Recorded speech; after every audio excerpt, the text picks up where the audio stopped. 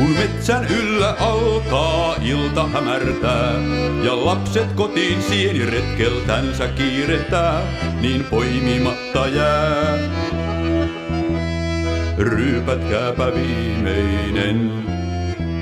On kääpä monet vuodet kotipuussaan viettänyt ja sienielon tarkoitusta paljon miettinyt, ei ole selvinnyt.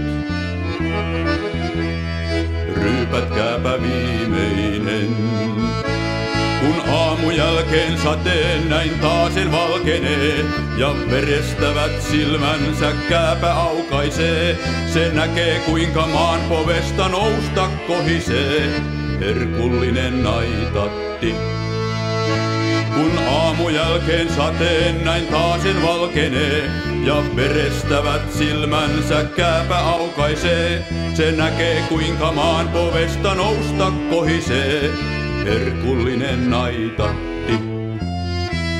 Ei aikaakaan kun tatti vanhaan kääpään rakastui ja kaiho katseitansa ylös kelopuuhun loi, mut prenkkuaan vain joi. Ryypätkääpä viimeinen.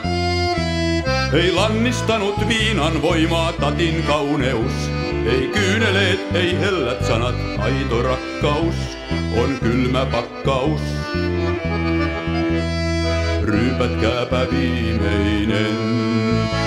Niin luonto kaiken vastaavan on aina hoitanut, ei tatin lemmen tuskaa sietää kauan tarvinnut. On rihmastoksi ennen pitkää taasen muuttunut herkullinen naitatti. Niin luonto kaiken vastaavan on aina hoitanut, ei tatin lemmen tuskaa sietää kauan tarvinnut.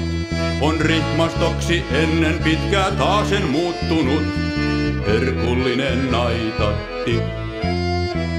Kun metsän yllä alkaa ilta hämärtää ja lapset kotiin sieniretkeltänsä kiirehtää, niin poimimatta jää. Ryypätkääpä viimeinen.